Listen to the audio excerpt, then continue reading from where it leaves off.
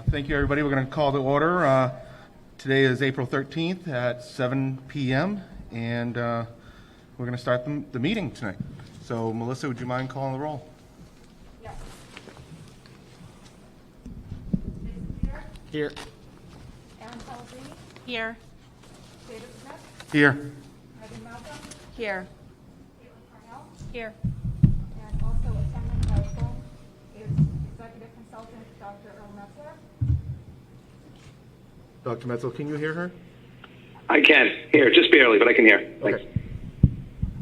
And also seated at the board table is CFO Business Administrator Jeff Dowd. And Student Liaison Emma Johnson. All right. If we can rise up for the pledge. Jason, you want to lead us? I pledge Allegiance to the flag of the United States of America and to the republic for which it stands, one nation, under God, indivisible, with liberty and justice for all. All right, thank you.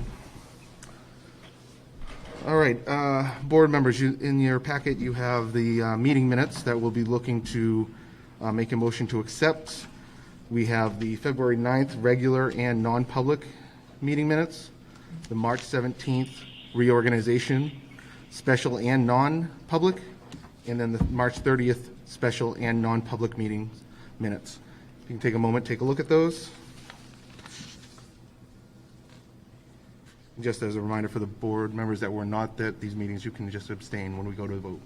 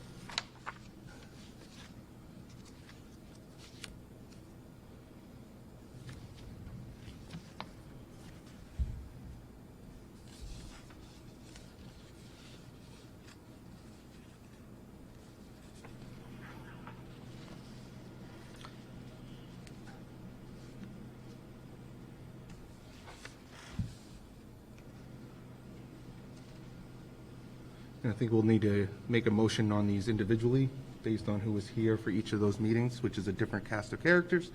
So I'll be looking for a motion to accept the February 9th regular and non-public meeting minutes. So moved. Moved by Caitlin and seconded by Megan. All right. So all those to accept, is that me that goes through this? Yeah, is there any discussion on the meeting minutes? No. All right. All those that approve, say aye.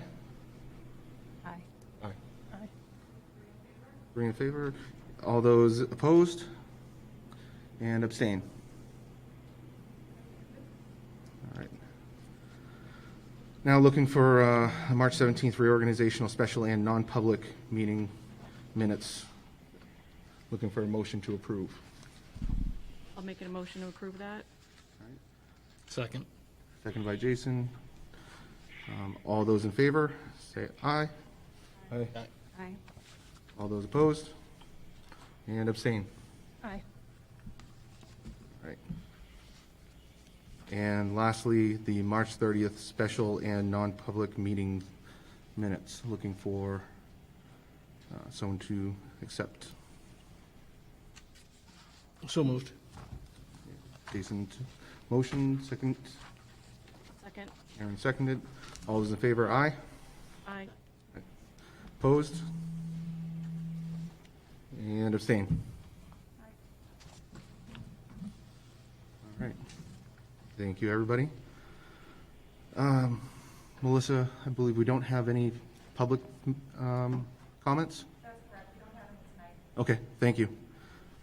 We are now going to turn this over to Emma Johnston for the Pinkerton School highlights, and Emma will join us at the podium.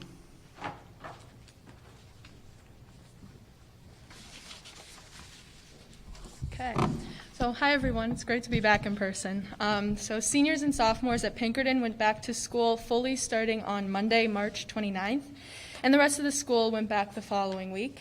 Excluding Wednesdays for the next couple of weeks, students are back in school, and then per the governor's mandate, will be 100% back next week. Sports, spring sports began tryouts a couple weeks ago, and most teams are beginning to have games this week. Girls varsity started yesterday and beat Salem 19-0 in their first game. Boys lacrosse have their first game an hour ago, and boys baseball and girls softball had their first game yesterday as well. There was a musical this past week. The Pinkerton players put on Pirates of Penzance virtually and in person for some. And they had two casts help with social distancing, and it was a great performance, so congratulations to all those who participated. For some senior updates, seniors' last day of new material is May 20th and 21st, and finals is the following week. Graduation is currently scheduled for June 7th. In lieu of normal senior events this year, the class of 2021 is putting on Senior Month with events such as the Academy Awards, where seniors can get dressed up in their prom attire, and they will be giving out superlative awards. Additionally, there will be a Spirit Week just for seniors. Following that week, there will be a movie night at Fisher Cat Stadium on May 26, which also happens to be the night of a supermoon, so that's pretty cool. Then leading up to graduation, there will be a parade and lots of grad practice as well. In terms of when underclassmen are ending, underclassmen are out of school on June 15th and have finals that same week. Ms. Post, I shared this report with you already, and does anybody have any questions? Okay, awesome, thank you. Thank you, Emma. Thank you. Thank you. It's been quite the year for you all, so congratulations. Before we get into current business, just a little announcement. For those that are watching on cable, if there's any issues that you see with the TV, there is an issue here at the school during one of the last storms. Something happened with our cable. Comcast has been out a number of times. They may be coming out and digging and do some work. So if there is any issues, that it's not your TV, it's us in the cable here, and Comcast is well aware of it. So, all right, we're going to get into current business. The first one is with the SRO update. So we had a really good session a couple weeks ago with pretty much felt like the whole town. We were all here. There's a group of us here in the library where we talked with Bob Kelly and the new SRO, who we'll talk about in a moment. And we discussed that there's been a gap in the SRO responsibilities here as the last SRO has left, and we just discussed pretty much what the roles, responsibilities are, and we talked about a few things that we wanted to change and make better and enhance. The last SRO was amazing. We know the next one will be also, but just to understand what was going on between the old SRO and the principals and what some of those, I'd say, the responsibilities and just the daily task were. Very good meeting.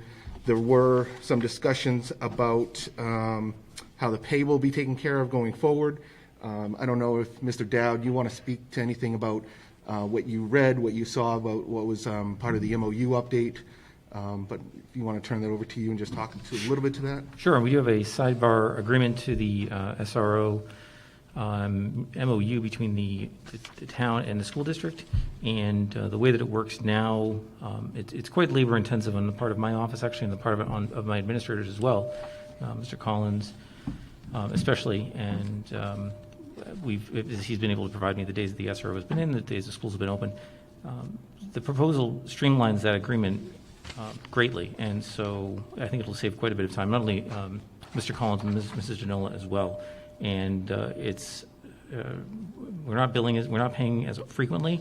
It would result in a little bit of a higher expense, I believe, to the school district, but in the overall grand scheme of things, I think that it probably makes a lot of sense to have this type of agreement be approved by the school board to allow us to streamline and actually be a fair partner with the town and the police department with respect to the costs associated with the SRO. Board members, any questions for Mr. Dowd about the MOU, the sidebar MOU agreement? All right. I believe we'll be looking for a motion to accept the MOU sidebar agreement. So, board members, take a look at it real quick. If I know you've received it already, but we'll be looking for somebody to make the motion.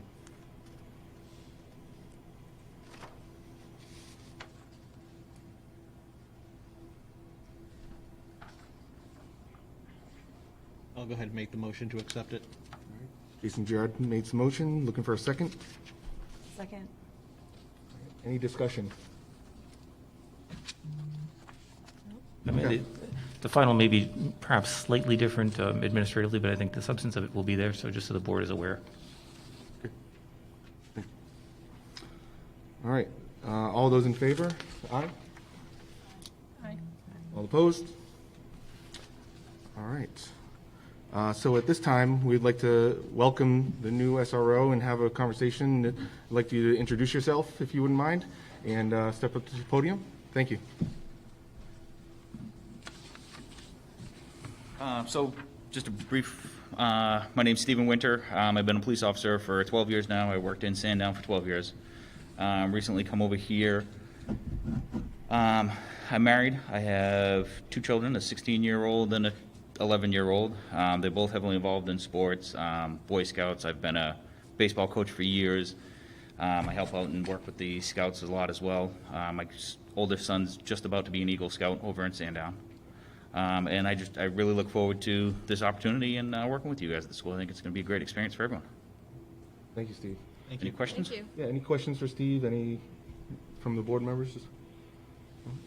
I know we're all enthused, Steve, so really appreciate you stepping up for this. Thank you. Looking forward to being at the schools tomorrow. We've heard the plan, so we really appreciate it and know that over the coming weeks, we'll work out a little bit more of the details, but really appreciate it. Thank you. One other thing that we will have to do, you can say it, sorry, Steve. One other thing we'll have to do for Steve is when we reorged about a month ago, we had appointed Scott Kendall as the truant officer.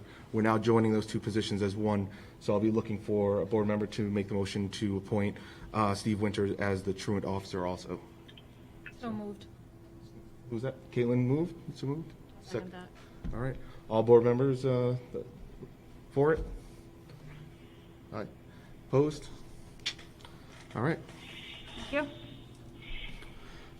All right, so, thank you very much, gentlemen. I appreciate it. Have a great night. Next, current business, under current business is the Safe Learning Plan update.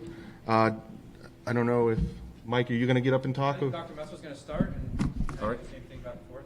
All right, go ahead, Dr. Metzler. It's all up to you for the Safe Learning Plan. Actually, Mr. Flynn has part of this presentation to make, so Michael's going to kick it off. Okay. So as we've shared with you the plans in regards to what's happening tomorrow, I just wanted to really begin by complimenting this group along with Dr. Cheney. The amount of time and effort they've put into the personal conversations. I know we've noted with you guys already, but just so the public's aware, I mean, nearly close to almost 150 at the middle school and 50 to 75. And I'm talking personal conversations. We're not talking, what time is school starting? What can we do to get your kid back? We want everyone here, to the point where we're down to 8 middle school kids who are not returning, that are choosing to stay remote. And I don't know the last number at Central School. Under 40. Yeah, under 40. And I think that's just a testament to the confidence that the community has with the schools in sending their kids to school, the practices and procedures that we have in place and will continue to have in place to have a safe learning environment, which we've echoed since the start of school.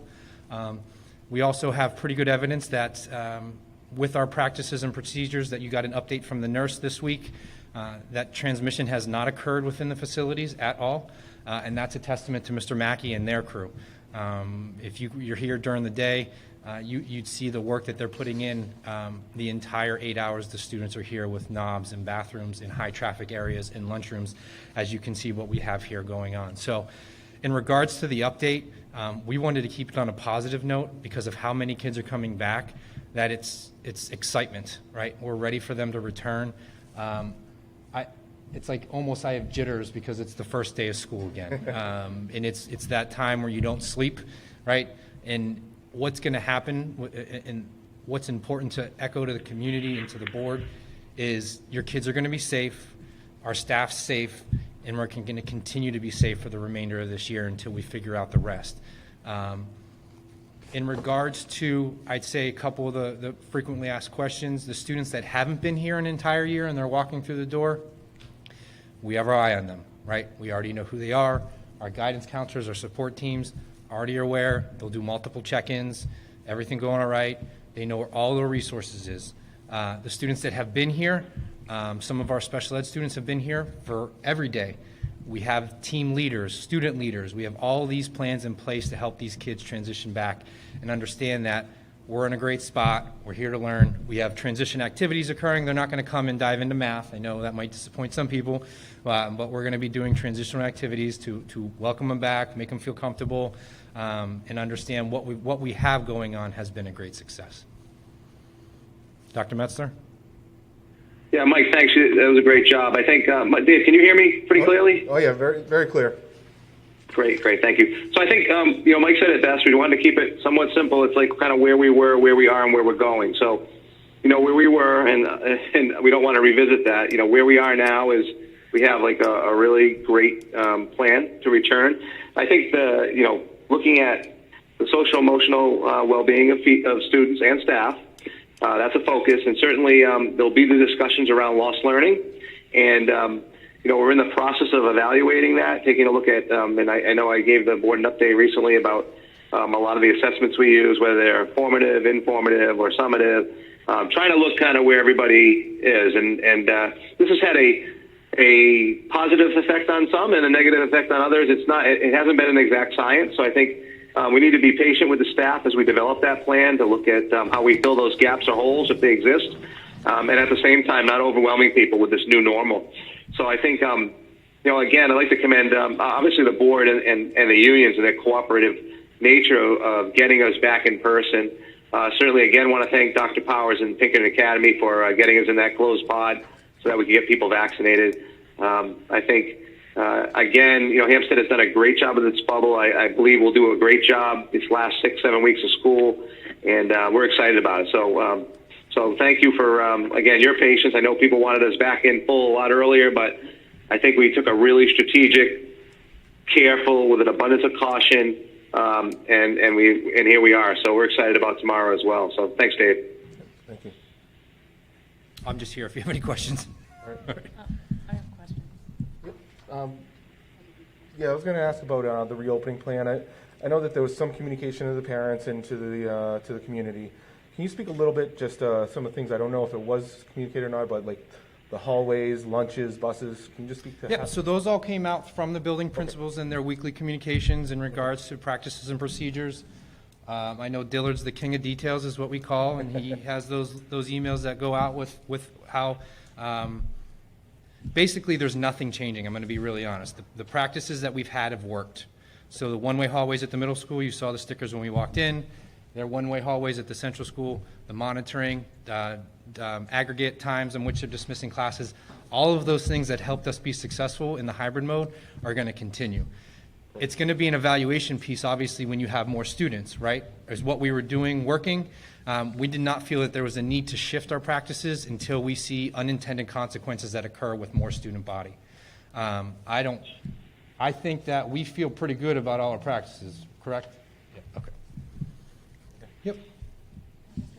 I have an additional question about the busing. The information I saw that said that the survey showed that there were that 70% of students were intending to take the buses. So the last thing any of us wanted to see happen is an issue with the buses being too full and not wanting to pick up a child. So are we prepared if they're more than 70%?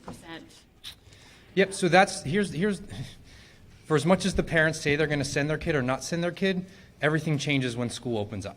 So all of our data, our initial data has showed the 70%. But also our initial data when we first returned showed almost upwards of 80, 85% were not going to take it, and now it's switched. So our initial response is showing 70%. To answer your question, our transportation coordinator, she works with multiple districts. She has not seen a bus peak past 70. Our problem is actually going to lie with pickup and drop off. That's where our main focus has been to manage traffic. Kids getting out, kids getting in, that safety procedure. But if for some reason, Sandy is well aware, she will be communicating with those families if there's a shift in their schedule. I'll say that again, but as of tomorrow, we're more concerned about the pickup and drop off. Yep. Jeff? Bear in mind, especially this time of the year, we're in a great position with the buses to allow lots of fresh air exchange in those buses, so. And I can also report out on that data. Typically, reverting back to when we used to be normal, when we would have, I'll say our first day reports of school. Do you remember those when we'd say this happened, this didn't? We can certainly put some type of report together over the next couple of days to report out on what we've been doing and what our numbers have shown. Okay. Any other questions on the reopening? I don't have any other questions. I just had one quick note that I just wanted to put out there, which I think you all already know because the teachers and staff at our schools are commendable, and I know that they're already going to be looking for this. But I know that I think we just need to be extra vigilant about the children coming back with anxiety. I think you guys all know who the kids are that have had anxiety in the past, but I think we just need to be aware that there are going to be some students who maybe have never exhibited that before that may now. So we just want to keep an eye out for those students as well. But you kind of touched upon that already. So. Oh, we've already targeted kids. You know, that's what we're doing daily. If I could compliment you guys one more time, the last 2 days, we would have not been able to open school. So that was a very smart decision by the board to support them. I know yesterday, I think our data showed upwards of 33% were severely impacted by it. And then today, there would have been a high number that would have put us on the borderline. So I know that we appreciate that, the staff appreciate it, so thank you again. Dr. Metzler, anything left? No, that's good. Nice job, Mike. So, sorry, Mike. I would like to spend just a few minutes on speaking a little bit more about the assessment. What's going to happen now that the kids are coming back, right? That's the big hurdle is tomorrow, bringing the kids back. But now, how are we going to assess and ensure that we are providing the support needed for both teachers, paras, staff, students? This is going to be a different world starting tomorrow. Yep. And not only like what Aaron was talking about there, psychological and emotional, and but it's also about the educational gaps that are there. Yeah. So can you speak a little bit more about how we're going to assess the gaps and what we're going to do to support, I'd say morning, noon, night, weekend, whatever it's going to be. What's some of those plans, and if you can expand upon that? You guys want me to keep going? Keep going? Okay. I just know that sometimes I'm speaking for them when I know it's the work that they're doing. So we know, Mike. We know. Okay. So more specifically, let's talk about lost learning first. It's something we've been monitoring since September, right? We needed to track where we were last March, right? So from March to the end of the school year, we needed to evaluate those students when they came in at that point, all right? So then from September, I'll say probably till we transitioned to phase 2, there was really a data dive in regards to our students, but more specifically in regards to the curriculum, because that's where we needed to see what was lost. Because if you imagine that far long ago, we weren't even doing Zooms, right? We were doing asynchronous Google Classroom back and forth. So at that point, we needed to have our discussions internally on how do we close that gap immediately, which we did, right? So some of our 3rd grade transitioned down to our 2nd grade, some of our 6th grade, so we closed that curriculum gap. And we were able to do that pretty easily to make some gains from that time. Then once we gained them back in person, there was another evaluation. Once we got them in the building, we did the iReady, right? So that's our math and reading. We were able to do internal assessments. That was a great picture for us. That showed us that it wasn't as big as a gap as we all thought it was, right? We all had worst case scenario. Kids have missed March till May, but we didn't assess them when they got back. It was more internal common assessments. And then once we were able to compare midterm data to last year's midterm data, which last year's midterm data, we were in school, to this year, we saw about a 4% gap, right? So 4% meaning, believe it or not, as Dr. Metzler mentioned, we saw 4% on some kids that we hadn't seen before because they're more comfortable in their new learning environment, which was at home, versus some kids that struggled. So that was our next intervention. So our next intervention procedure would have been, all right, here's our gap. How do we close reading and how do we close math? That happens through WIN. That happens through, forget what Central calls it. Thank you, RTI. So we close those gaps. Now the spring. This is the next important spot that you talked about. In spring, we're going to do our iReady again, so that's internal, but we also have New Hampshire State Assessment. Now, if you remember, let me bring you back again, New Hampshire forced the fall assessment on us. It wasn't going to be through the state, it was going to be our internal. They were going to allow us to use iReady, but then they said no, made us take that. So we had no comparative data. That was a struggle for us. Now we're coming to the spring, it's going to realign us, reset us, and then that's going to allow us to target what we're going to do, not next fall, but we're already targeting what we're going to do for the summer, right? We're going to try and offer opportunities that are not normal, meaning typically you have ESY for students who need services, but now we're going to look at those gaps. So students that aren't special ed certified, can we do a reading intervention? Can we do a math intervention? Those are the things that we're currently working on to help support those kids that at the end of the year, if that data is showing that 4% is still 4% or maybe whatever it may be, then we can help support them through the summer. Maybe it's an enrichment program for those kids that have gained that 4%. So that's kind of the work we're doing now. It's hard to tell you what we need in the summer because the data is not going to look the same that it does now. Once you have them in class every single day, kids surprise you. They can close it pretty quickly on themselves. The supports are in place. The dots start to connect a lot quicker. So once that data, I'd say probably around end of May, will be some of our targeting for the summer. Okay. Do we have the staff already lined up to support that in the summer? So I can't tell. I might need 1, I might need 15. We have put out emails and soliciting who would want to. Yeah. That's the next challenge. It's been a long year for everybody. Yep, so understood. it's going to be finding those people that want to. Summer school's already in motion. It's the extra stuff that's going on. Understood. Yep. And I know we're getting funding from the stimulus packages, et cetera, that we'd want to, we'd have to talk amongst the board about it, but that would be utilized for that. So it's making sure we got, that support. We've already talked to Jeff. What's going to qualify? What's not going to qualify? Yep. We already have that. We actually have some stuff. The after-school club. We talked about busing.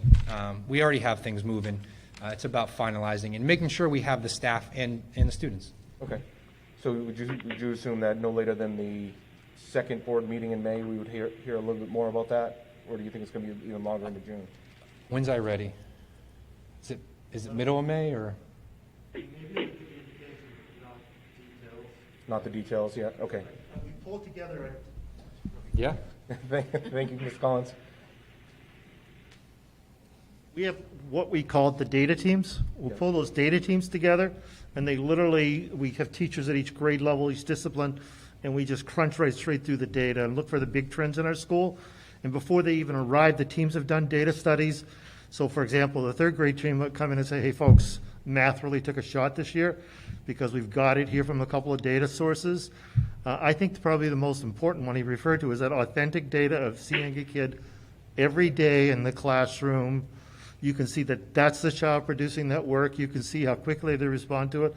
You can't get that out of a computer or across the screen. So I think that's the missing link, put that all together. I would say it's ambitious to give you a lot of details at the end of May, but I think by then we'll start to see some things start to bubble up. It'll be important that we do it right and not just rush through it. Yep. But I think you should know something, probably, I think we have to let you know at some point there, so what we need to plan on, so. Yeah, that's what I'm thinking about, Mr. It's gonna be Collins. tight. Yeah, for the parents to try to make some sort of plans of how they can support their kids. Sure. By having them available for whatever the school's going to be able to provide. Yep. So you would hear building communications by first week of June. Now, most of those summer programs won't start the day after school's out, right? So typically, most summer programs start after the weekend of 4th of July, because you're not going to get too many students. For A, they're cooked, and then B, families are going away. So you'll start, that's when those will be in place for the end of July and early August. Awesome. To help them transition back into the next school year. Perfect. Thank you, Mr. Flynn. Yep. Board members, any questions on that? I'm going to make another comment because apparently that's what I do. Yep. I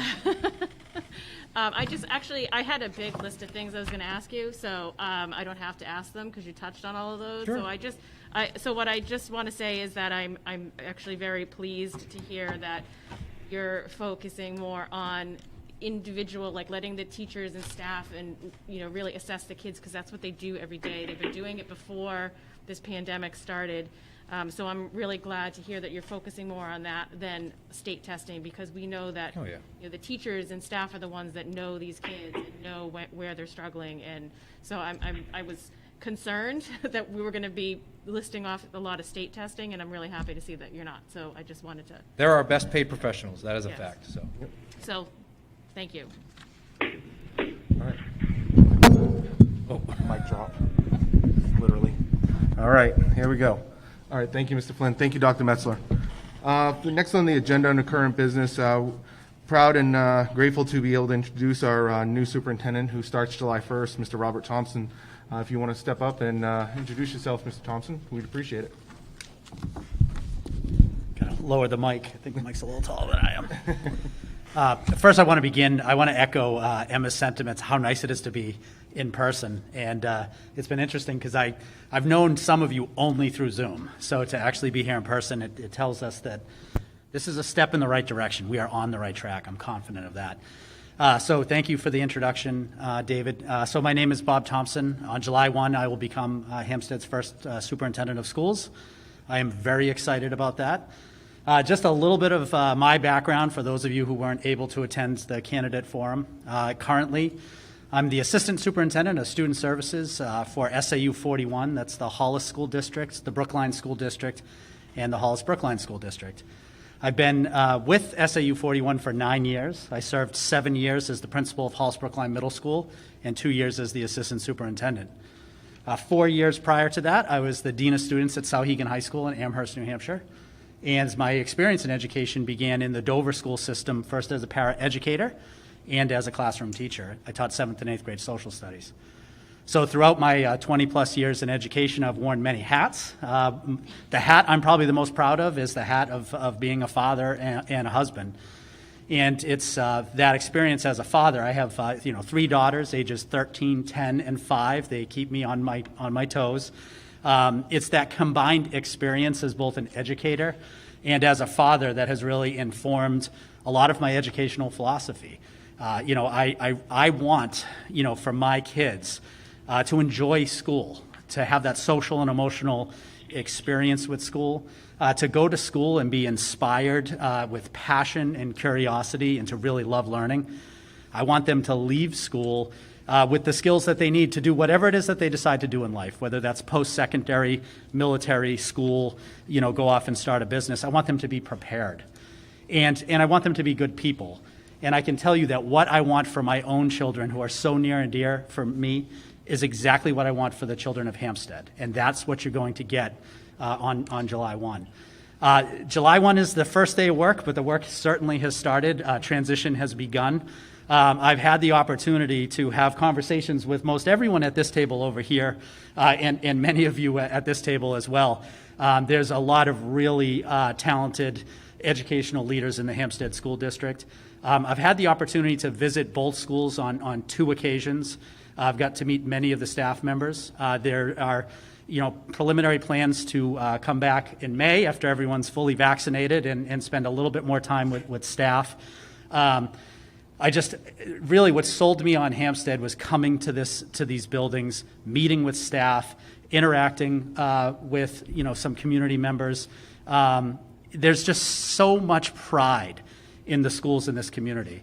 And even in talking with parents, there's themes that run through a lot of what I hear from parents. And it is, I grew up in Hampstead. I left Hampstead. I went to college. I could have gone anywhere, and I decided when it was time to have a family, I was going to come back to Hampstead because I wanted my children to be in the Hampstead schools. That's really powerful. And so I'm excited to be here. I do want to thank the board for their support in the transition. I also want to thank Dr. Metzler, who has been instrumental. We've had a lot of conversations. He's able to provide me with a great deal of the perspective that I will need in order to hit the ground running on July 1. Just to give you a sense of a couple of short-term goals and a few long-term goals. Short-term, we have some critical leadership positions that we need to fill, and we need to fill now. One of which, and I know that Mike is running the search for, is the new principal of the Hampstead Central School. So I'm excited to have the opportunity to provide feedback when finalists are announced, because that's a very critical position. Also, with Mike's departure, we're going to be hiring a new director of learning, assessment, and technology, another key and critical position. For me, I really, in looking at the qualities that we want for someone in that position, curriculum, particularly in light of the pandemic, is an area of focus that I'd like to see an individual who comes into that position have a very strong background with. Additionally, we're looking at a Director of Student Services, which we previously titled the Director of Special Education. And just to speak a little bit to that, there's some reorganization that needs to happen in special education. And if you look at the current model, we have a Director of Special Education who's done a phenomenal job in that position. But we really need to have that position evolve into a Director of Student Services.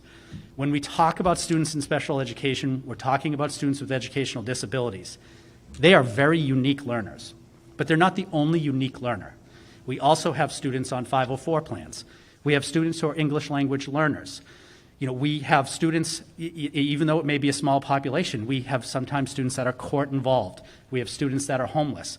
We have students that struggle in school, students that are part of the RTI model. Sometimes we also need to look at those students who need enrichment. And if the position of Director of Special Education evolves into the Director of Student Services, that director has oversight for all things students. And when I talked about my own children and the personalization of learning that they need, that's really what we're looking for in a director, someone who can create opportunity for equity for all of our unique learners, our students with disabilities, but also those other unique learners, because after all, they're all unique learners. So that's the priority right now. In addition, I've been working with Jeff Dowd, our CFO. We obviously need to hire an SAU staff. We've been looking at office space and have narrowed that selection down, and very excited about the prospect of Hampstead having its own SAU. Looking at longer-term goals, in July, I will present to the board an entry plan. An entry plan is a very critical document for a new superintendent of schools.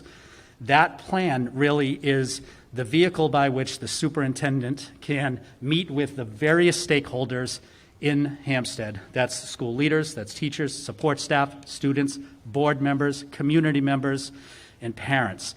It's the opportunity for me as the superintendent of schools to understand what are the values of this community. What does this community value most when it comes to the education of children? What are some areas that stakeholders have identified as areas for needed improvement?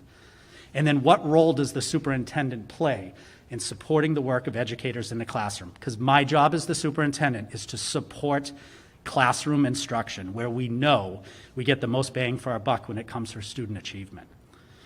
The information that we get from those stakeholders, the information that we will get from that entry plan, become the basis for the development of a 5-year strategic plan. Hampstead has had a strategic plan which has expired. It's now time for a new vision for a 5-year plan. The purpose of a strategic plan is we identify goals and priorities as a district.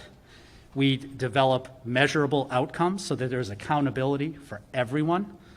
And we also create a plan that is a living document. It's dynamic.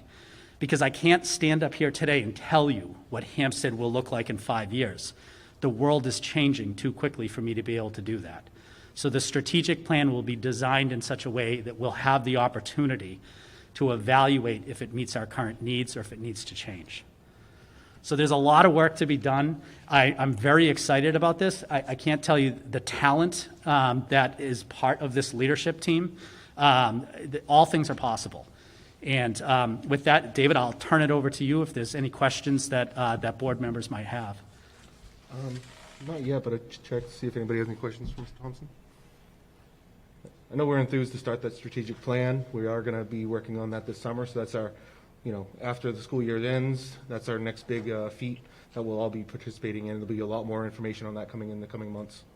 So, Absolutely. thank you, Mr. Thompson. We're really enthused and excited for you to join us on July 1st. All right. Thank you so much.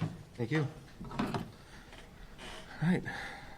Let's see, next agenda item from Mr. Dow to give us an update of where we are with the 1960s wing renovation that got voted on and approved, and so we're looking forward to this update.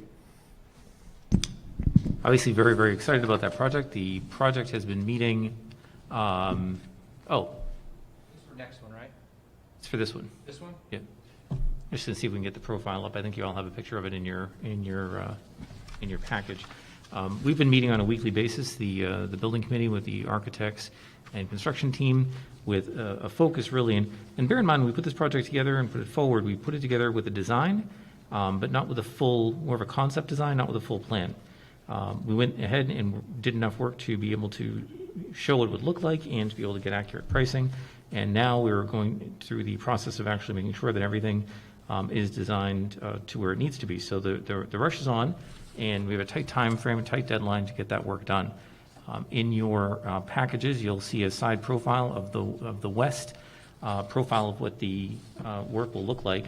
The building will look like once the work is complete. As it stands right now, this is where it's at now. We were able to find some efficiencies in the construction project process to be able to add a significant amount of additional brick, which we had not initially anticipated being able to do. Brick is obviously the theme of the building, very long-lasting, very durable, and very low maintenance. So you'll see that there's a lot more brick in that than we had originally anticipated, and I'm very, very happy with that. And our focus in the construction team, Mr. Collins is on that call, Mr. Mackey's on that call, is to make sure that the work goes forward, that all the stakeholders have input into it, and that we have a focus both on the construction schedule itself, the timeline, the budget, and safety concerns. So we're looking to try and minimize the impact on the students and on traffic and on our everyday life in that school. However, there could be some impacts on the schedule, which I think you'll be discussing later on, I presume, when the school calendar comes up. Just a little bit, yeah. Yep.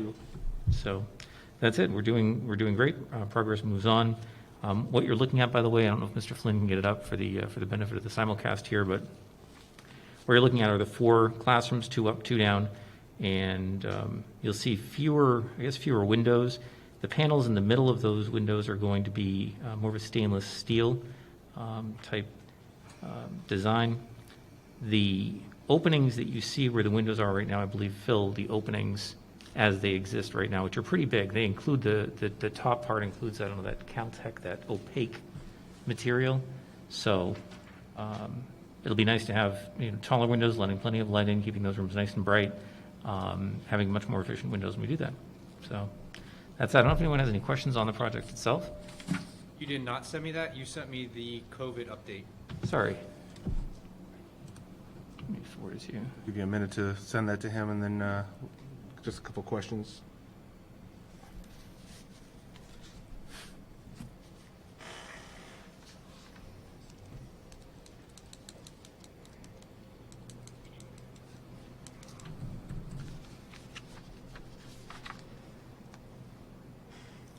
All right. So, Done. all right. So, Mr. Dow, just a couple questions for Sure. me.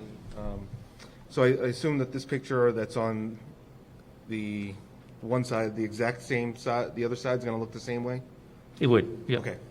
And as far as the schedule goes, just want to make sure we're on the same page with this, that with what's going to come up with the calendar, they thought that they had enough time to start it by, let's say mid-June and finish by the time Labor Day comes around for the internals? Correct. Okay. So for those that are watching it after the recording, so the plan is for any internal work to be done this summer.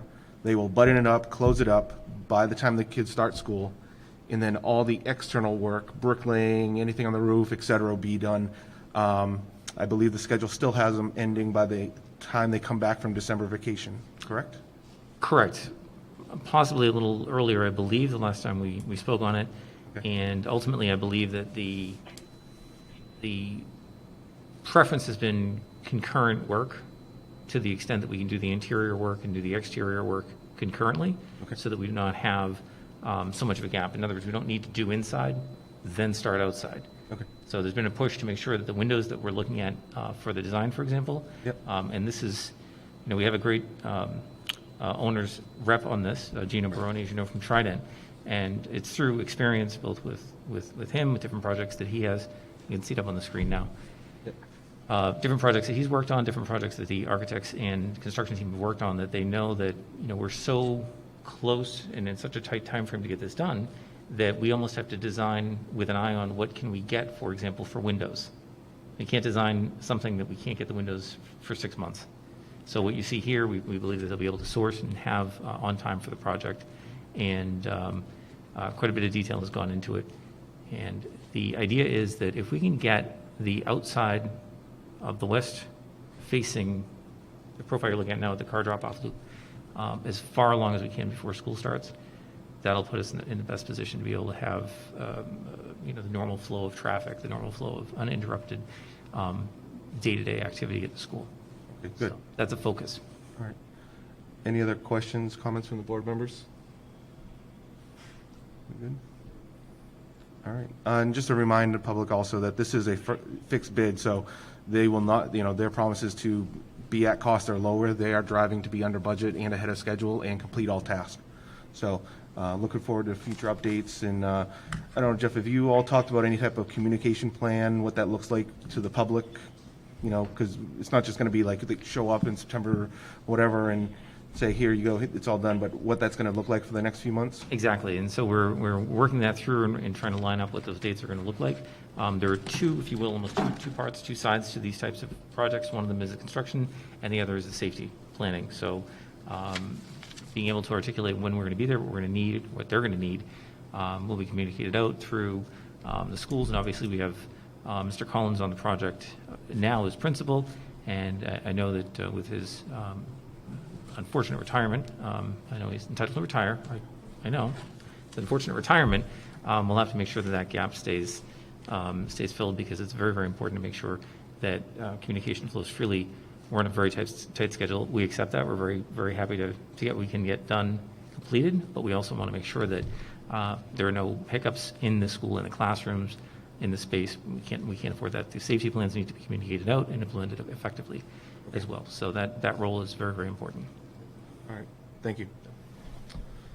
All right, actually still staying with you, Mr. Dowd. Update on the federal funds of, what we asked of you was, what have we spent? What are we looking at for future forecast of funds that we expect? I'm just going to go ahead here and violate all the COVID rules right at once. So have everyone pass out some papers. I don't know how much of this we're doing in the schools these days. So it actually ties in very, very well to the project at hand. And I'd like to break this up into two different segments here, if you will. There are 4 different grants listed on your summary. One is the remote learning grant, which is not a lot of money, $6,000. But the bigger one is the CARES ESSER 1, which was 50, and then 50,000, and then the SPSRF $200 per student grant, which is 255,000. So between the two of those grants, you're talking about 305,000.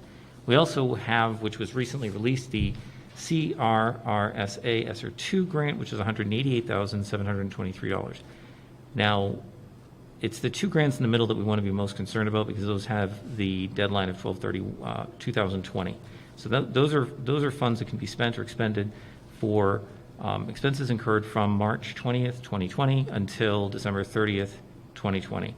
And out of that, I've listed below what some of the expenses are. And initially, it looked like it was going to be a challenge to spend those funds based on the short time frame that we had. And Pinkerton was kind enough to send us a bill for our share, or our $200 per student for all the students who went to Pinkerton. So that ate up quite a bit of the budget right away. That was $86,600, which is good, because our high school obviously has to implement the very same technologies, I'm sure, and procedures and facilities work that we do as well. So that went there. As far as the rest of it goes, we have about $72,000 in technology, which was hardware, software license upgrades, and $24,000 of that was used to update staff laptops. $65,000 was used for HVAC-related expenditures. $25,000 for PPE, plexiglass, $19,000 for tents, $18,000 for additional OT and PT services. We had some additional facility staffing as well, which I think that we had spoken about just a moment ago in terms of resources. These grants do have resources that we can bring into the schools to supplement what we already have. We had an additional $9,000 in miscellaneous supplies. So when we talk about the funding from and up until 12/30/2020, we had some bigger projects that I would have liked to have been able to do and get accomplished. The amount of time that was allotted for being able to do that type of project, because you have to spec it by design, bid it to be compliant with federal projects requirements, and get the work done, just couldn't be done. In fact, if it were to be able to be done, we would have had to shut down Central School to, let's say, install the sinks for about 2 weeks in December, which really was not a great thing to be doing because we had just opened the schools back up at that point. So, we're in good shape as far as the grants go. The ESSER 2 grant is $188,723. This grant has been focused a little bit more on really infrastructure for the schools. We've discussed as part of our building committee meetings and our building construction meetings, the possibility of utilizing some of that funding for HVAC for that building and roof and that sort of thing, and we're exploring it. I voted out there for the board because of the fact that one of the contingencies with this type of expenditure is that we have to comply with federal regulations, and one of them is prevailing wage. So it tends to make the whole project a little bit more expensive, which is okay, right, if it's being paid for by federal funds. But to the extent that it may implicate the rest of the project, you don't want to step into any messes, let's just say. So I'm exploring that aspect of it now. Of the 188 that we see, I'm sure that we're going to have some additional resources that we'll be bringing on for a larger scale. You can see that we have already spent $10,000 on additional facility staffing. We brought in 2 additional custodians. That's worked out well. Mr. Mackey is here this evening. That's been a very, very big help in trying to maintain our facilities to the extent that we need to in order to have our students in here every day. I would actually like to propose that those 2 staff stay on next year as well, and they would be paid for partly out of this grant. And I expect that there's going to be an ESSER 3 as well. That's what I was going to ask you, because I didn't see the ESSER 3 on this, so. Well, we haven't gotten that yet, and when they announce it, we may still not see it for another 3 or 4 months after that, so. That's my question. Yeah, I think that they had announced ESSER 2 in February, and we got it in it was quite a while after until they even sent it through. So, in fairness, I think they were trying to work out the procedures and the specs, because, we get federal funding all the time that we might use to pay for paraeducator support, or we pay for a program, or we pay for some teacher training. But when you get into actually having to look at this and say, it's so much, we're going to need to look at infrastructure and facilities. We can buy an iPad and we have procedures that we go through. But when you go and you try and do a construction project implicating federal funds, different ballgame. It's a different ballgame. And we're not really very well equipped to handle those. For example, the state may handle federal funds all the time with highway money. So their system is already set up in place. That's what they do. That's the Department of Safety. So the Department of Ed, I think, has been very careful and cautious about providing guidance as to how we can spend it and what we need to do. But I think ultimately we're going to be looking at some infrastructure, which is great. We've done and maximized what we can with the resources that we have through these grants already. For our HVAC systems, we've done a great job. Mr. Mackey's done a great job. Facilities Department maintenance done a great job. But I think we're going to be looking at some major additional projects. Now, the one thing to bear in mind is with these types of grants, we cannot spend, so these are to supplement, not supplant. That's a common term with federal funding. And what that means is that we have to spend the money on something that we have not budgeted, if that makes sense. But what the DOE is doing is they're rolling the budget back to March 20th, 2020. And they're saying if you didn't budget it March 20th, 2020, then you should be able to apply for it here. So if you have, let's say, HVAC in your 2-year plan as of March 2020, but it had not been voted, had not been approved, then this funding may be able to be used for that. Okay. So it's a weird little thing that they've got going on. These grants have been very, very tricky because of the hurry up and wait and rush and get it in and get it spent. But we'll get there, and as soon as we're able to hash out a little bit more of the detail on what the implications of the 188 ESSER 2 may be on the construction project, we'll report back to the board and see where the priorities are. I don't know if the board has any priorities that we should be looking at either. Obviously, HVAC is a big concern. We've come a long way on that. I don't know how much of this can be done, but the view on these grants is that they are for really enhancing the ability of the schools to have students in them. And part of that, for example, is we just discussed drop-off loops. And we're not expecting a problem with busing as much as we're expecting a problem with the drop-off loops. This funding can be used to expand a drop-off loop, for example. So that's a possibility. What and how that looks, unless someone can invent or create some land, I don't know it's going to solve all of our problems. But it's pretty broad and pretty far-reaching. So if the board has any priorities, I'd be interested in hearing. All right. We can definitely think about that and provide some recommendations. Anything else, Mr. Dow? Oh, yes.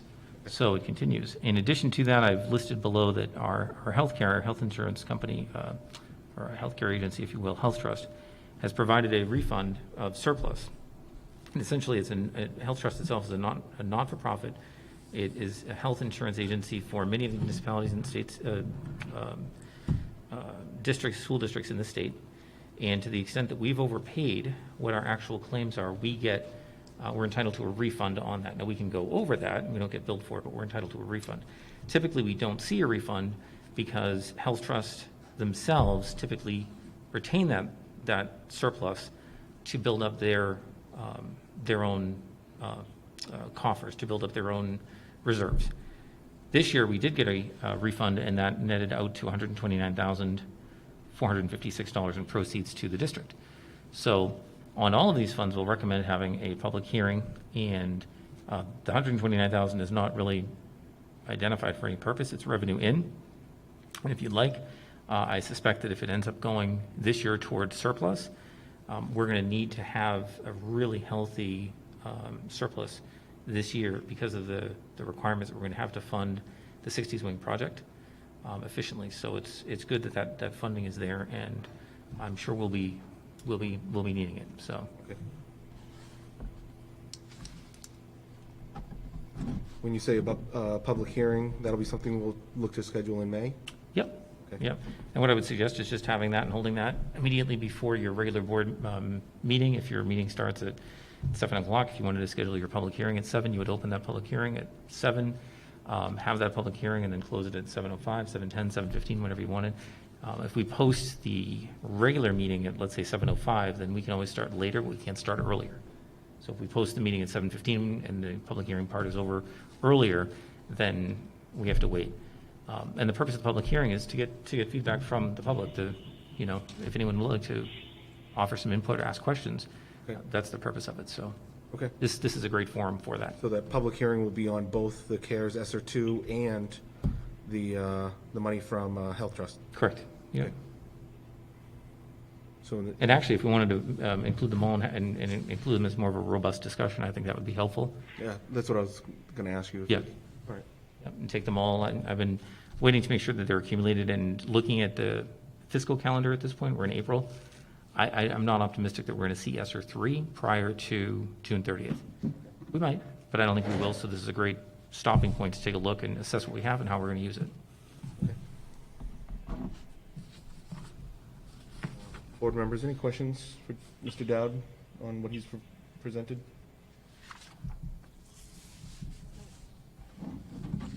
Okay, of course, I've got a few questions, Jeff, so Sure. bear with me here. All right, you said that with the CARES ESSER 2, that it's more geared towards larger scale projects.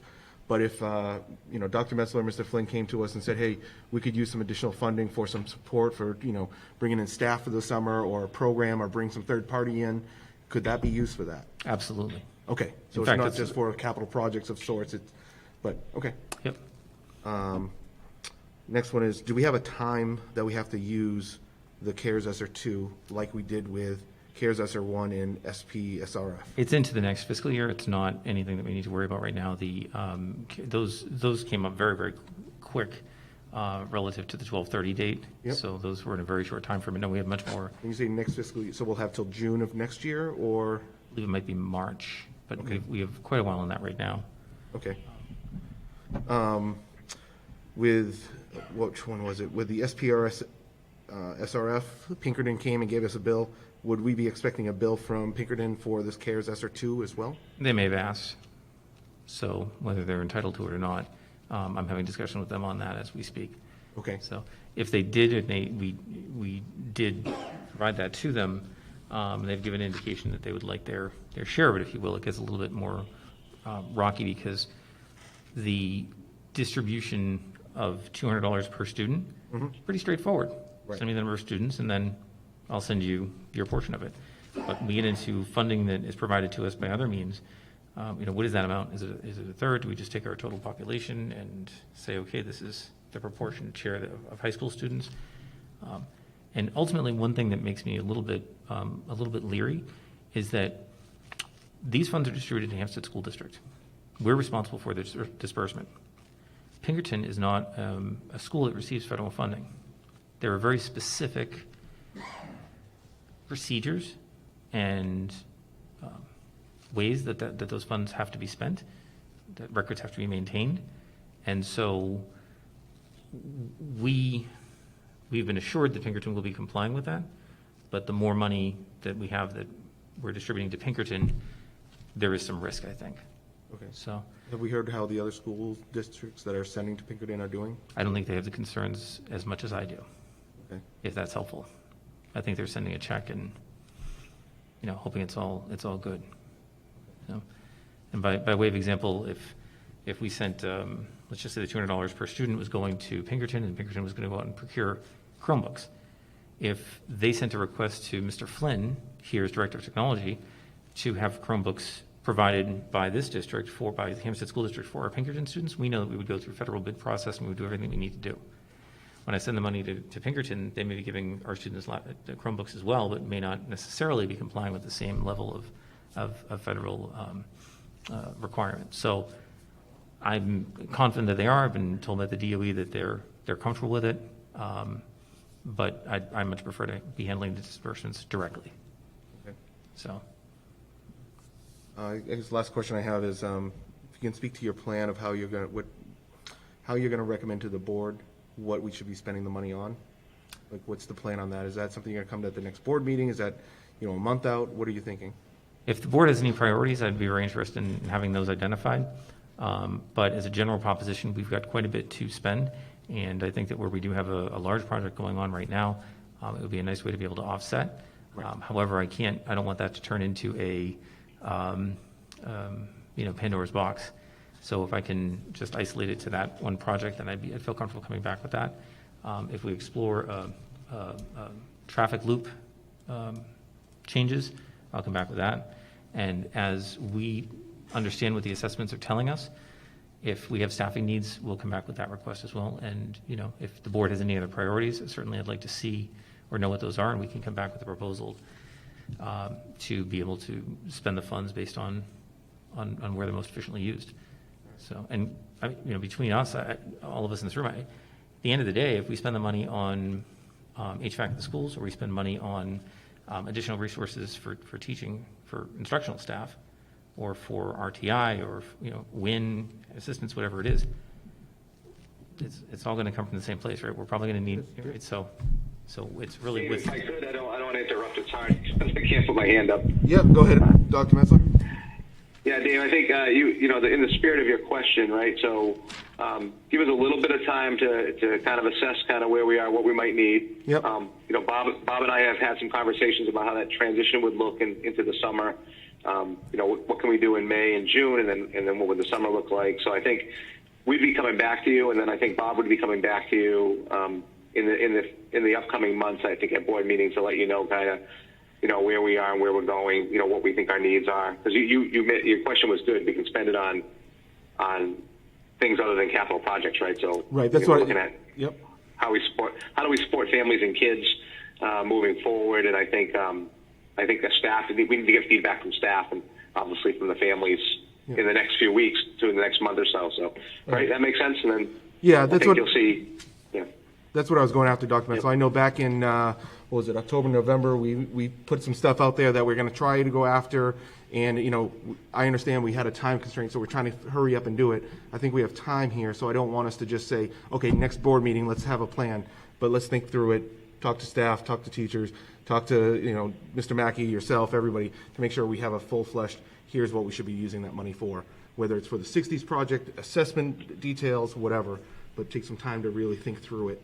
And gives board members time to pulse community members, anything that we think that could be in the air, and come back together in a month and a half or so and decide from there. Yeah, you're right. You're probably targeting that May 25th meeting, I think, more so than the May 4th meeting. Right. For, recommendations, if you would. Yeah. Right. So I'd like to carry that as an Okay. agenda item on that meeting. It doesn't even have to be a foolproof plan. It can just be, here's some ideas, right? Because like you said, we still have another 9 months. Here's the pros and cons. and- Right. Yep. Start, evaluating. I think that's a good, board members? Okay. Thank you, Jeff. Thank you, Dr. Metzler. Very good. All right, next one is actually to you, Dr. Metzler. Turn over to you about the substitute parapay.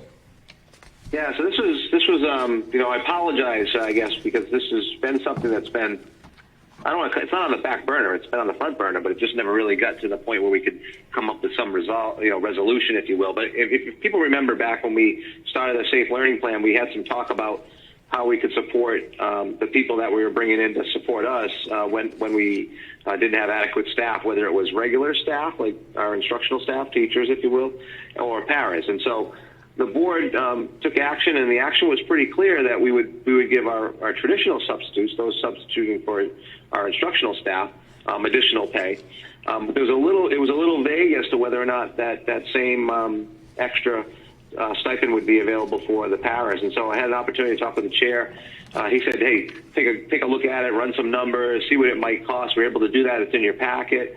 So, my recommendation would be, support the paras the same way you support the teachers in terms of substitute by giving them that extra stipend on top of what we normally pay them.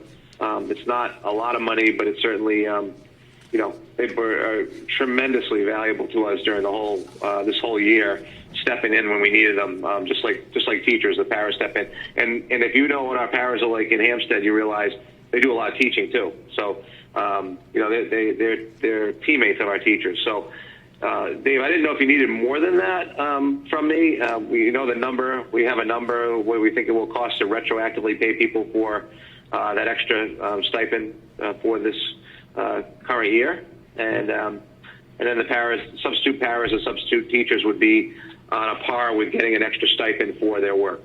Right. Yep. And that would be retroactive, so anybody that's been paid throughout since September 1st would get that back pay to them, correct? That's correct. That was the numbers we ran, was the people that actually stepped in those roles during this year during so it would be this school year, not going back to last school year, because this pandemic has run over 2 school years, obviously.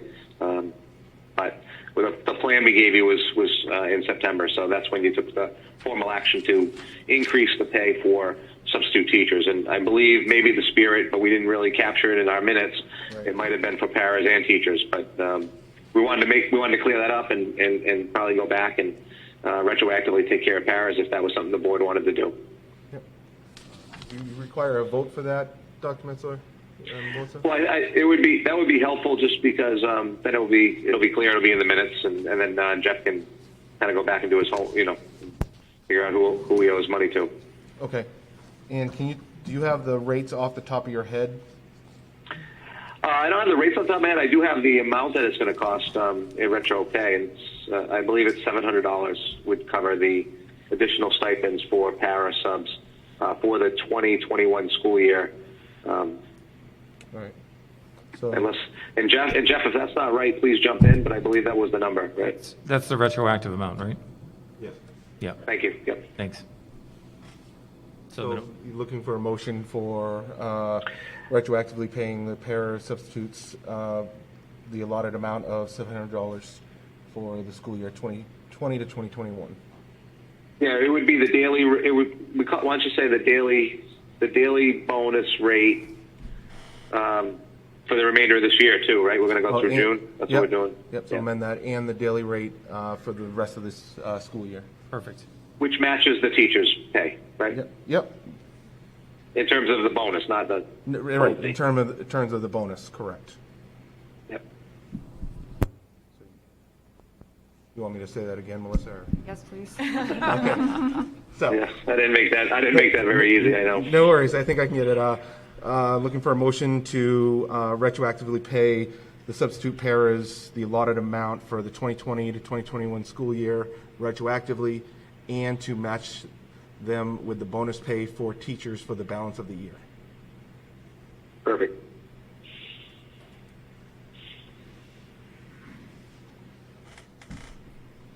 All set, Melissa? Please don't make me repeat it. I think I have it. Thank you. All right, so looking for a motion? So moved. Yep. Caitlin moved. Seconded. Megan second. All those for? Any against? All approved. Thank you. Thank you, Dr. Metzler. Thank you, Mr. Dowd and You're welcome. Melissa. All right, so the next one everybody's very interested to hear about is the first reading of the school calendar for 2021-2022. Mr. Flynn. All right. I feel like we've been reminiscing a lot. So if you remember, we were going to present a calendar, and the state changed the vacation week on us. They initially proposed April break, I believe, was going to go into May. Is that right? And then they backdated it to, because they realized they were overlapping with the state of Massachusetts. Then we were going to come forward with another calendar, and then the warrant passed, right? So then that caused some more discussion on when to start school and when to end school because of construction purposes.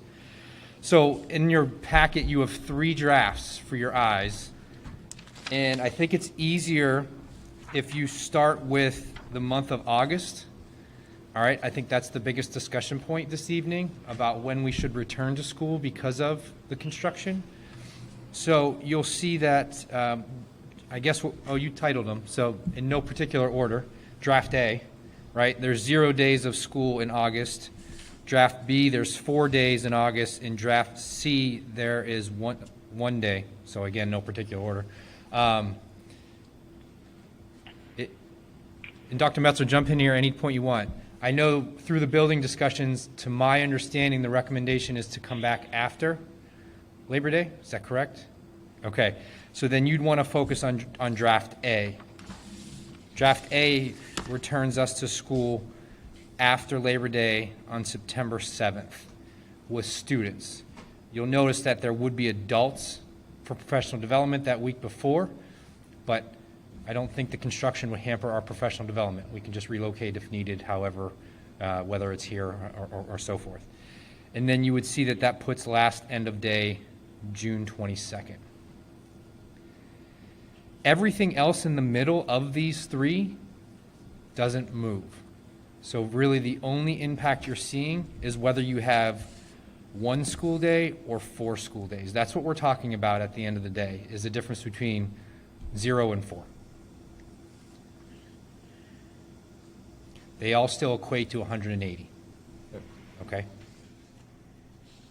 So when we talk calendars, and things, a lot has changed in the state of New Hampshire over the last several years with counting hours, and there's been some understanding and misunderstanding about what snow days look like and what blizzard bags can be and what they can't be. So, I mean, a lot of that will continue to change. It's kind of a work in progress now that we're remote learning with a really solid platform. That may help with snow days in terms of being able to offer something remotely, which will look very different than a blizzard bag. But Mike is right. I think we're at a point where we should just be focusing on Draft A. Drafts B and C would be just to look at like things how they used to be. But I think we needed to come back after Labor Day anyway, primarily because some of the discussions we had, not only with the governor in terms of what he was hoping, not only because this calendar will match Pinkerton's and other schools that we need to line up with, but also it's just it's probably going to help us in a number of different ways. But the only thing I think, the only negative is, I think, and Dave, we talked about it, is it's ending later than perhaps people would want, but it becomes a math problem at some point. You know, you're counting days, right? So we have to get the days in somehow, some way, right? Board members? Yep. So Dr. Metzler, I think, just mentioned this. So this draft A matches with Pinkerton? Does not match. Does not match with It Pinkerton. does not match identically. They start that week before. But it's like their orientation days, you know, where half go and half go. Yep, So that's their preliminary. okay. They have days, correct. It's a little different because it's a high school and it's the orientation. Their real first day of school, though, lines up with this, I believe, Mike. They made some changes to line up with what the governor was asking for us to do, correct? Yeah, I didn't want to say it exact match, or you know what I was going to say. Yeah. Yeah, their orientation days are not first day of school thing there. I can get you a Pinkerton I can pull it up in a second. calendar, too. You have it? Yeah. I think it's in my email. You want me to check that right now? Okay. No, Caitlin said no. I was just wondering if Because- we're close to It's close. Pinkerton. It's not. Yeah. It's not off by a week. Right, I just that's know what it's I'm those asking. orientation days. Okay. Yep. Thank you. So we're going back to days, not going with hours. Is that what we decided? Is that what's happening? I don't know if that's decided. I was going to ask that question. I know that Mr. Thompson's here, so I'd like to get his perspective of that for next year, of, you know, the pros and cons of staying with days versus switching to hours. But do you mind, Mr. Thompson, speaking to that real quick? I know it's putting you on the spot, but, you know, see what you think about this. Yeah, a number of districts. So, you know, as Dr. Metzler had indicated a few years back, the state allowed for districts to be able to count hours. 990 hours is the minimum. One of the issues, and again, and I don't know the collective bargaining agreement well enough now to be able to speak to it, but part of the issue that districts faced was, yes, the state said the minimum standard is 990 hours. However, most collective bargaining agreements were still measured in days. And so that can be the issue that you run into, is the translation of days versus hours. The other issue that you run into is that 990 minimum standard for most schools, you're able to meet that in mid-May. And I think most people would agree, as much as we'd like to have a long summer, that that minimum standard simply is not enough instructional time in the school year. So there are some different considerations that you want to take into account. It is nice to have that flexibility. If we had, you know, a winter that we were pounded and there was a lot of snow days, or there was some other extenuating circumstance like the renovation that required us to be outside of school, we'd want to lean on the hours model as opposed to the days. So it would be safe to say if we went with draft A, which had us going out till the 22nd of June, that at some point in next year, we'll look at the collective bargaining agreement, we'll look at our hours, we'll look at, you know, kind of this time frame next year, you know, that April time frame, and say, what does the end of the year look like? Yeah, the board would have the authority as long as we met the 990 hours. Now, that obviously would be a conversation that you'd want to have with the associations to determine that, you know, there's mutual agreement, but you do have the ability to do that. Okay. Thank you. Thank you. I did clarify. So first real day for Pinkerton is September 7th, same day. Okay. It's those orientations that are occurring that week The before. freshman orientation and everything? Freshman, sophomore, that stuff. Yeah. Yep. Okay. Any other questions, board members? All right. So I know that, if I look here, this was the first reading of it. We are looking to have a motion to move it to second reading or to adopt it. So I don't know if board members want to think about this more, which one they would want, if we want to discuss, make a motion and then discuss which way you want to go, or just want to go right to discussion, and then we can make a motion after. But I think it makes sense to do one or the other. Either a motion is to go to a second reading, or just adopt and approve for end of year and beginning of next year. Brenna? I would be comfortable making a motion to move it to second read. I think so much is continuing to change, even over the next month or so. We don't lose anything by going to a second read. That would be my opinion. All right. Okay, I'll make the motion to move the 2021-2022 school calendar to second read. Is there a second? Second.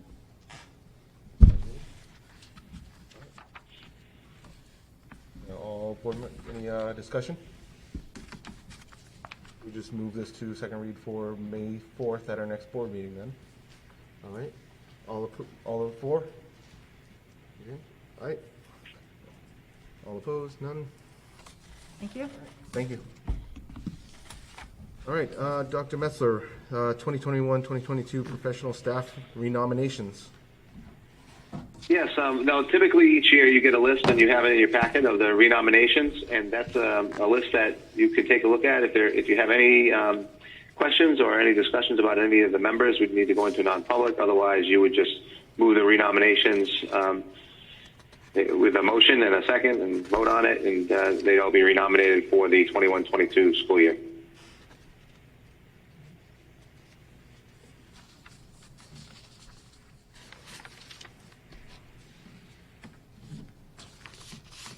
Okay.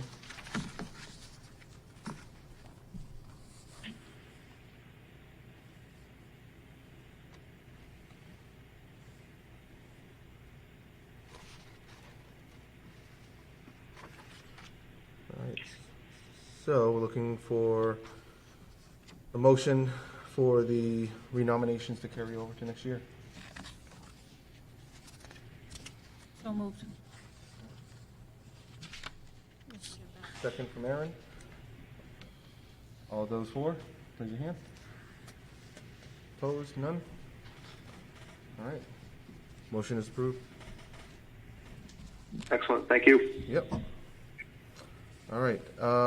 Next on the agenda is the board comments and correspondence for the board and new board members, but this is when there's anything that's gone on in the community. You've had correspondence with anybody in the community, any events you've participated in.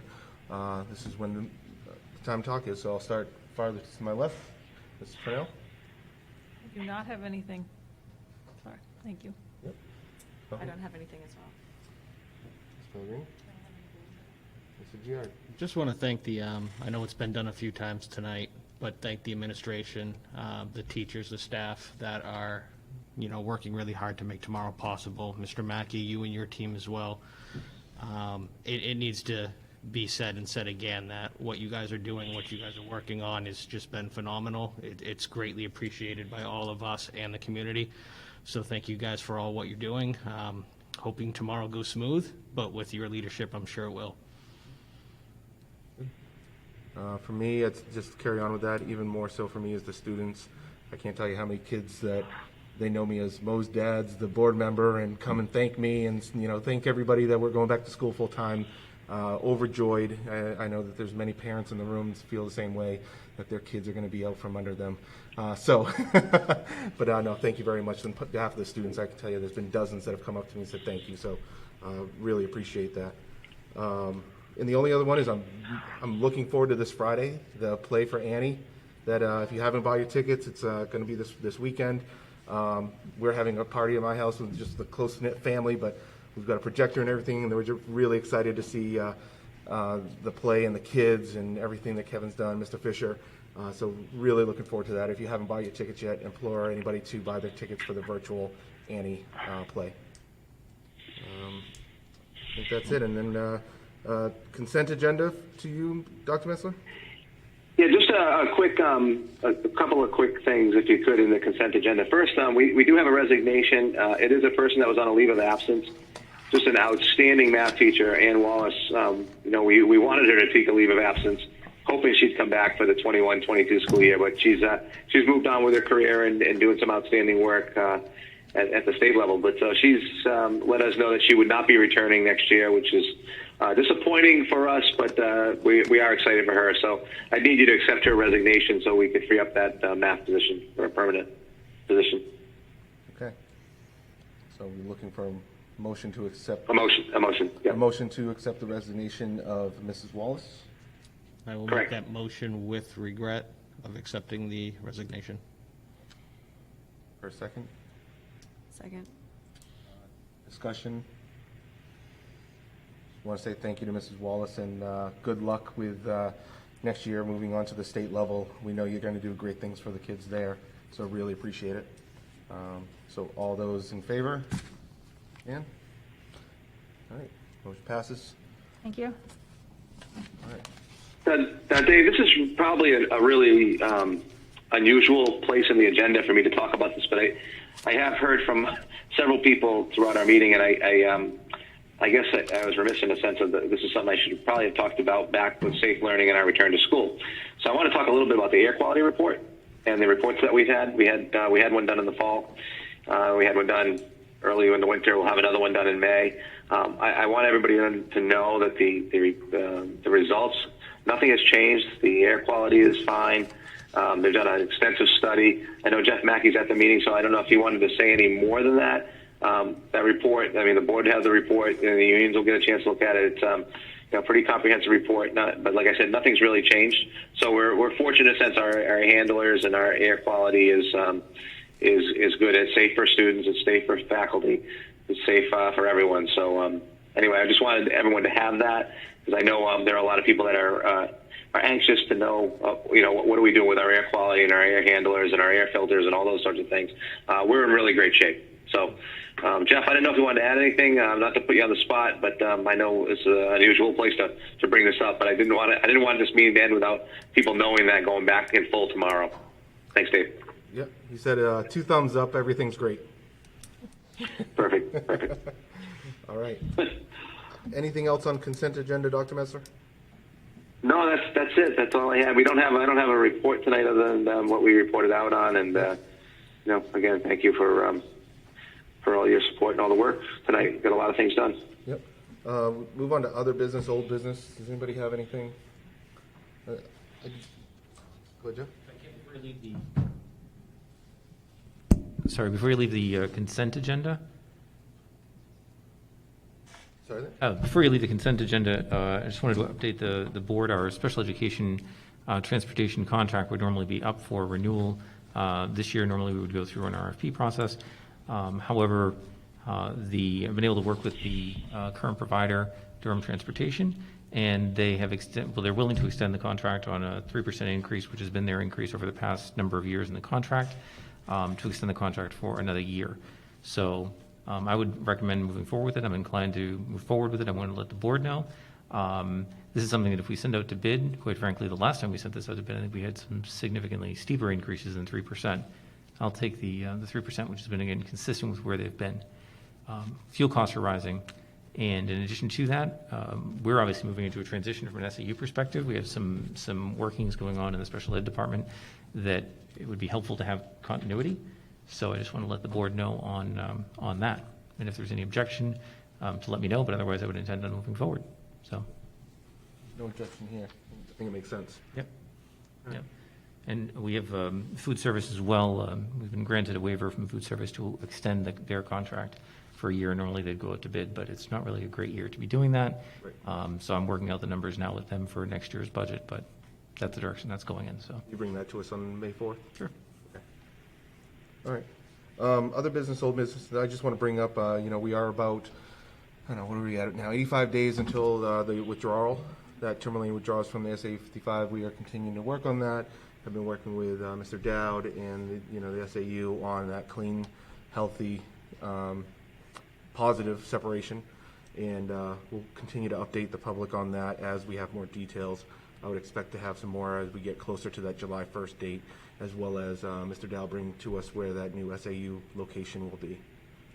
I don't know if anybody has any questions for Mr. Dowd on the SAU separation, but Caitlin and I will work with him on that as far as some of the details that need to be done for the balance of the 85 days plus. All right. There's no need for a non-public tonight, so I'm looking for a motion to adjourn. So moved. All right. Second? Second. All right. All in favor? All right. So adjourned at 8:27. Beat the estimate of 8:40, Melissa. Thank you all. Thank you, Dr. Metzler. Thank you. Good night. Good night. Night.